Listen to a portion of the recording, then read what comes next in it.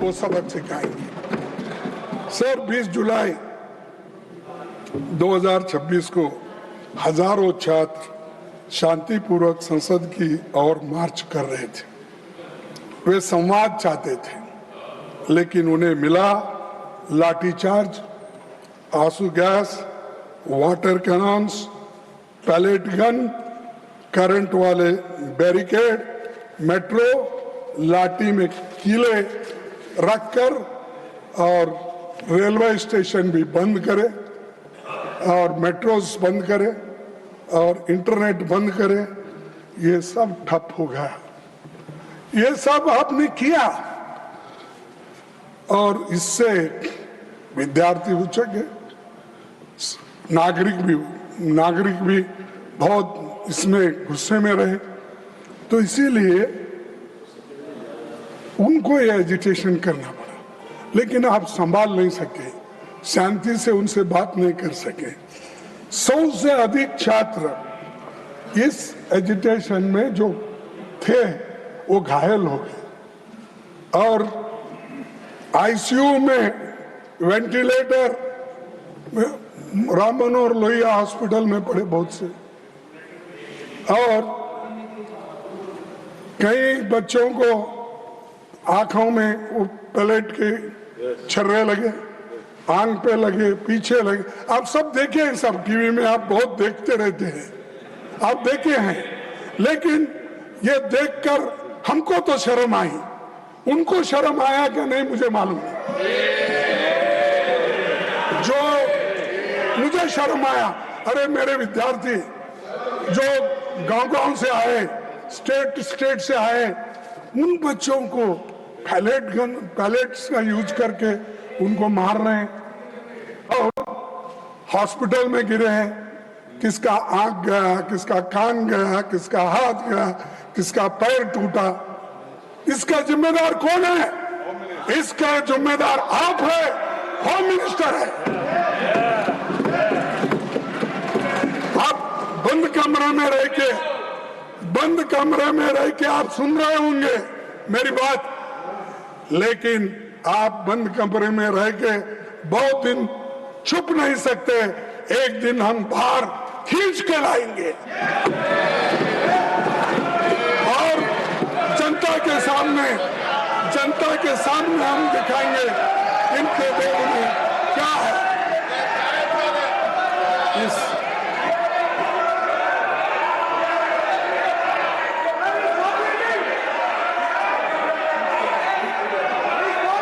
Now I call upon the leader of the House. All of you take your seat.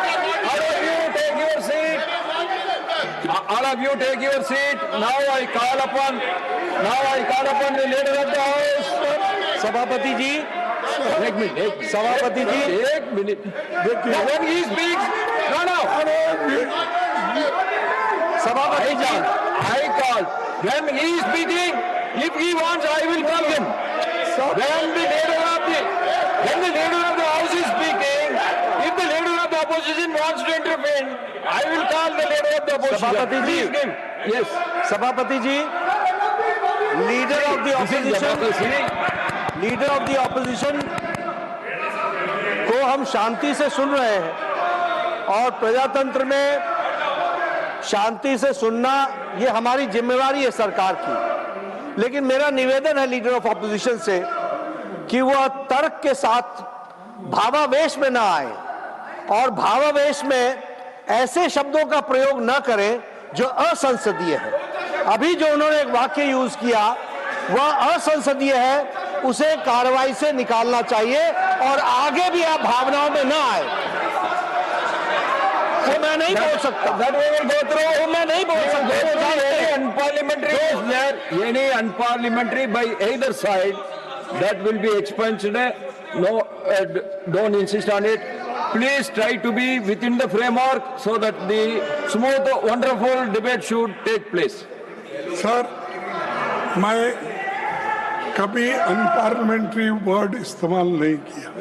मैंने यही कहा, हम बोले तो जनशक्ति, जन लोग, विद्यार्थी, महिला, ये लोग, मैं ऐसा जाके मैं खींच लेके आता हूँ नड्डा साहब को, होम मिनिस्टर को, ये नहीं बोला। मेरा कहना ये है कि ये जनशक्ति आपको खींच के लाएगी, कम से कम आके सदन में बैठो, बोलो, सुनो, रिप्लाई दो। अब हमेशा हर चीज का हमारे पास हमदर्द बोल के कोई औषध था, तेज नहीं, जिंदा तिलिस्मात, हर बीमारी को जिंदा तिलिस्मात, फीवर आने दो जिंदा तिलिस्मात, और कोई को बुखार आ गया वो जिंदा तिलिस्मात, अच्छा खांसी आ गई जिंदा तिलिस्मात, उसका नाम ही जिंदा तिलिस्मात। हर कौन सी बीमारी आने दो, लोग हैदराबाद में वो जिंदा तिलिस्मात ही देते थे साहब। तो वैसा इनके पास कोई नहीं, हमेशा जो अपने पोर्टफोलियो के विषय रहते हैं, ठीक है, एक आधा बार हमारे स्टेट मिनिस्टर्स उनके तरफ से बोलेंगे, कोई बहुत ही अर्जेंट काम है, ठीक है वो बोलेंगे, लेकिन हमेशा सारी बात नड्डा साहब को लगा देते हैं। वो नड्डा साहब हर चीज का वो निभाते हैं, और उसके बाद अब जितेंद्र सिंह आए, हर चीज को उनको आगे करते हैं, और ये सब क्या है, ये सब जिंदा तिलिस्मात का काम कर रहे हैं। छोड़ो सर, 20 जुलाई की घटना के तुरंत बाद सरकार को देश के सामने पूरी सच्चाई रखनी चाहिए थी, लेकिन हैरानी है कि इतनी बड़ी घटना के बाद भी आज तक मैंने कहा पीएम या एचएम अपनी बात नहीं रखे, इसके बारे में रिग्रेट भी नहीं करे। रात के 12 बजे, रात के 10 बजे इंस्टाग्राम उसमें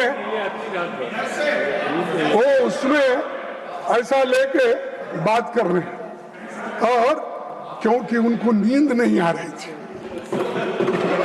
बहुत परेशान थे। अरे आपको तो मन की बात बोलने की आदत है, आपको तो हर बात में इंटरफियर करने की आदत है, आपको तो पिछले सरकार को 100 बार गालियां देने की आदत है, कम से कम बच्चों को एड्रेस करने के लिए आपको समय नहीं मिला, रात के 12 बजे मिला। और दूसरे बात, धन्यवाद, धन्यवाद, वो भी रात के 12 बजे। Thank you friends. ये नए शब्द उन्होंने प्रयोग किए, मैं तो हमेशा हिंदी में बोलते थे, हिंदी में बोलते थे। सर मेरे सर, अरे कोई पार्लियामेंट्री नहीं है मेरा, क्यों दिखा रहे तुम? कुछ नहीं उसमें।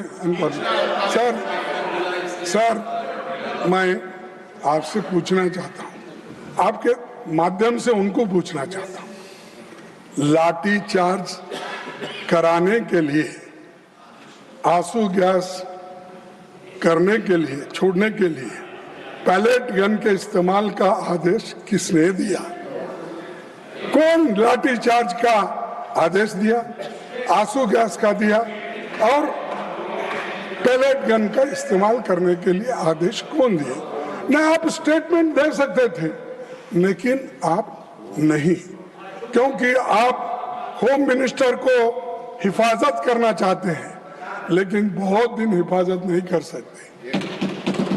नहीं होता साहब, अगर आदमी झूठ बोलता है तो एक बार उसका बाहर निकलना पड़ेगा बंटवाल। तो इसीलिए आपके लोग आए, सादे कपड़ों में छात्रों को पीटने वाले लोग कौन थे? दिल्ली पुलिस किसके अधीन है? सीआरपीएफ एंड रैपिड फोर्स किसके आदेश पर काम करता है? इस पूरे घटनाक्रम का सर्वोच्च सूत्रधार कौन थे? कौन थे? अच्छा, मुझे मालूम है। देश इन सवालों का जवाब चाहता है। अगर गृह मंत्री इनके जवाब नहीं दे सकते तो उन्हें इस्तीफा देना चाहिए। इन सवालों का जवाब अगर उनके पास नहीं है, अगर वो सफाई नहीं दे सकते यहाँ आकर, वो सदन में आके ही देना, मैं बाहर पूछ रहा हूँ थोड़ी, तो आना और वो देना चाहिए। और खासकर इस कारणों के लिए, इस वजह से वो जिम्मेदार है, उनको इस्तीफा देना चाहिए और प्रधानमंत्री उनको पूछना चाहिए। लेकिन प्रधानमंत्री की हिम्मत होती है या नहीं मुझे मालूम नहीं, लेकिन ये उसके जिम्मेदार है जो चीजें मैं आपके सामने रखा। अगर वे इस्तीफा नहीं देते तो प्रधानमंत्री को उन्हें पद से हटाया जाना चाहिए और दूसरे बर्खास्त करना चाहिए। यह सिर्फ दिल्ली का मामला नहीं है, बिहार, उत्तर प्रदेश, आसाम में छात्रों पर हुई बर्बरता पर भी केंद्र सरकार चुप क्यों है? बिहार में, बंगाल में, बिहार में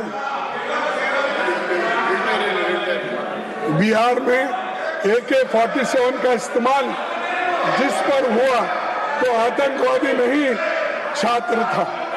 छात्रों पर दमन हुआ, उनको जेल भेजा गया, FIR हुआ, पर किसी की जवाबदेही नहीं हुई।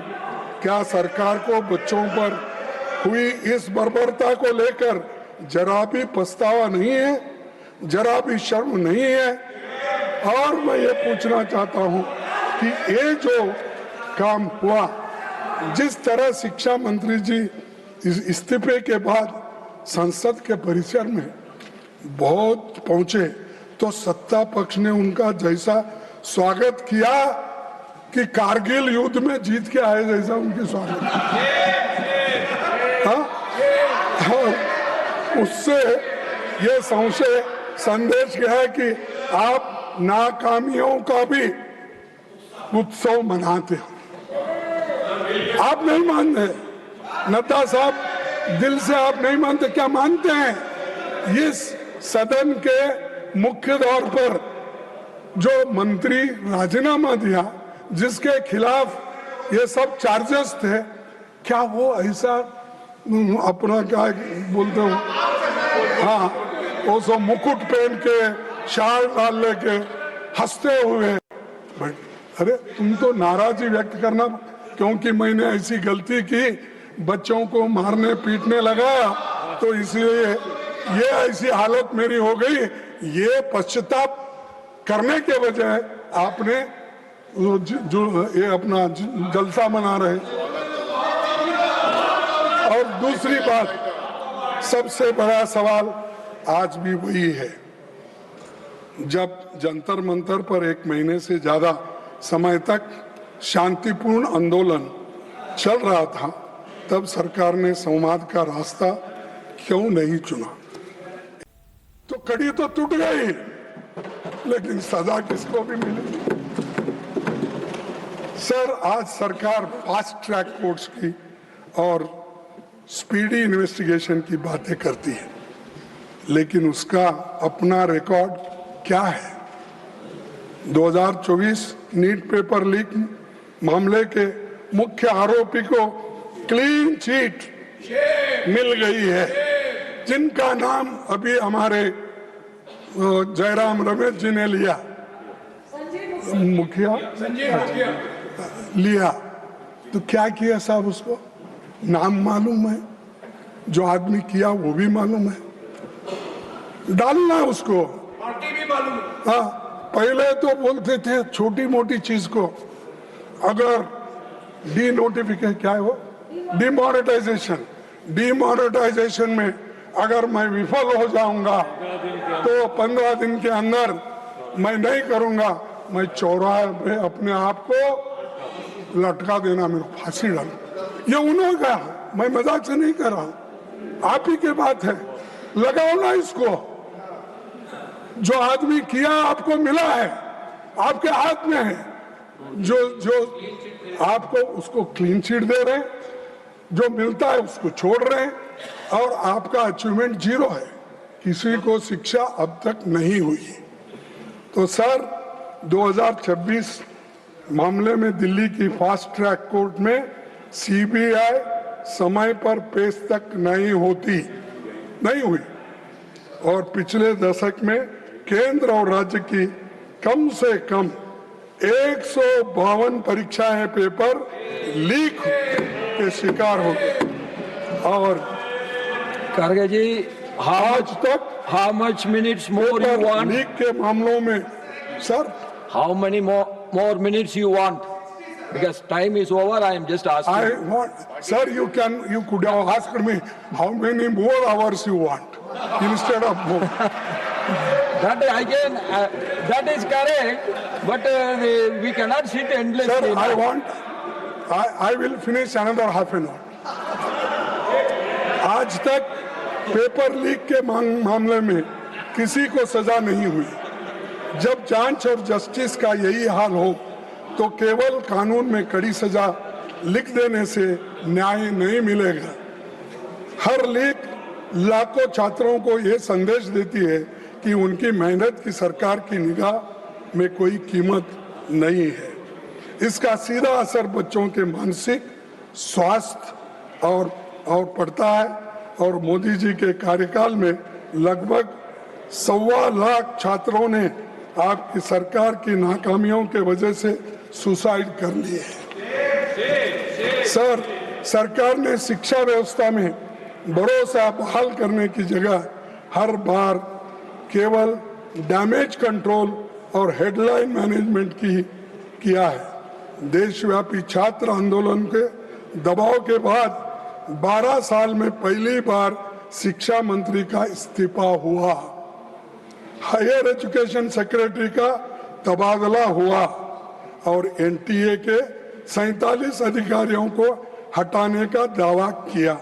लेकिन सर, इसमें मैं पूछ रहा हूं, 47 में कम से कम 15 जगह खाली है और बाकी के तो लोग कॉन्ट्रैक्ट बेसिस पे हैं। अब किसको निकाले आप? कहाँ हैं 47 लोग? तो ये सब दिखाने के लिए, कहने के लिए मत करो, लोगों के दिल जीतने के लिए करो, ये महत्व का है, और बच्चों की हिफाजत करने के लिए करो। सर, सरकार मानती है कि दोबारा परीक्षा करा देने की पेपर लीक का समाधान है। नीट 2026 री एग्जामिनेशन में 2 लाख से अधिक छात्र शामिल ही नहीं हो सके। छात्रों की तुलना में लगभग दोगुनी छात्राएं परीक्षा से वंचित रही। कम समय में दोबारा परीक्षा ने आर्थिक रूप के कमजोर परिवारों पर आवास, ट्रैवल और अतिरिक्त खर्च का भारी बोझ डाल दिया। सर, करोड़ों छात्र अनिश्चितता में जी रहे हैं, परीक्षाएं टलती है, पेपर लीक होते हैं, नतीजे देर से आते हैं और भर्तियों का वर्ष तक अटकी रहते हैं।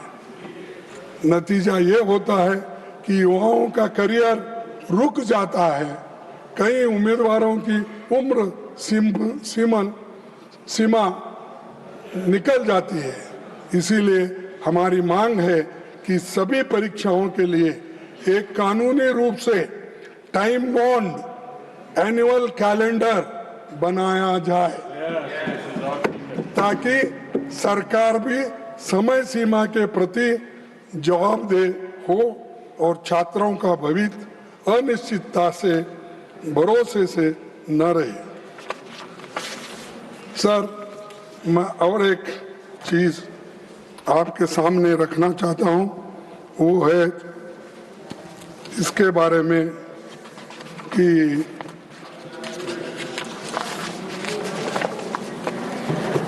इस शिक्षा व्यवस्था की बीमारी का केवल एक लक्षण है। हर 10 बच्चों में से लगभग 2 बच्चे 10वीं कक्षा तक पहुंच पाते हैं और कक्षा 12 तक आते आते 10 में से लगभग 4 बच्चे रहते हैं। यानी इससे आप अंदाजा लगाइए, 10 में से 4 बच्चे अगर हाई स्कूल तक जाते हैं तो क्या इस शिक्षण का वैल्यू है। और पार्लियामेंट्री स्टैंडिंग कमेटी जो 355 रिपोर्ट के अनुसार लगभग 10 लाख शिक्षकों के पद खाली है। सर 10 लाख शिक्षकों के पद खाली रख के आप अच्छी शिक्षा देना चाहते हो और आप अपना कल्चर बदलना चाहते हो और आप अपना देश का भविष्य विकास बनेगा। कहाँ है विकास तुम्हारा? अरे बच्चे स्कूल में बच्चे की भर्ती नहीं हो रही है, टीचर्स की भर्ती नहीं हो रही है, तो आप इसके ऊपर सोचे कभी? 10 लाख खाली होने तक बैठे हैं। और दूसरी चीज, जब कक्षाओं में शिक्षक ही नहीं होंगे तो कोई भी शिक्षा नीति सफल नहीं होती। आप विकसित भारत की बात करते हैं पर 10 लाख खाली पदों को भरने के लिए कदम नहीं उठाते। सर चुनौती हमारे शैक्षणिक संस्थानों की ऑटोनॉमी और एकेडमिक फ्रीडम का लगातार कमजोर होते जा रहा है। विश्वविद्यालय सिर्फ डिग्री देने की जगह नहीं होती, वे नए विचारों, साइंटिफिक टेम्पर, शोध, स्वास्थ्य, बहस के केंद्र होते। तो वे संकीर्ण सोच, अंधश्रद्धा या किसी एक विचारधारा को थोपने की जगह नहीं होती। लेकिन मोदी साहब आज आरएसएस के लोगों को में उसको भर्ती करके वाइस चांसलर आरएसएस पूछ के करते हैं। प्रोफेसर्स की भर्ती आरएसएस के लोग होना, अरे उसको पढ़ना आता है क्या नहीं, या वो एक्सपर्ट है क्या नहीं? दूसरे कौम के कोई लड़के नहीं है, कोई प्राध्यापक नहीं है, सिर्फ आरएसएस अटैच्ड लोग विश्वविद्यालय में भर्ती होते हैं। और वाइस चांसलर्स हर यूनिवर्सिटी में वो आरएसएस के लोगों को ही भरते हैं। और इससे क्या हो रहा है, अच्छी सरकार की छवि अच्छी नहीं बन रही है। करीब What point of order? What point of order you commission want? Please state. Kotari Please commission state the ने rule कहा now. Rule. कि जीडीपी का 6% एजुकेशन पे खर्च करना चाहिए, लेकिन आज हम 3% खर्च करते हैं। इस यानी 6% खर्च करना, ये रिपोर्ट कहता है। तर राज्यसभेतनं मल्लिकार्जुन खरगे बोलत होते.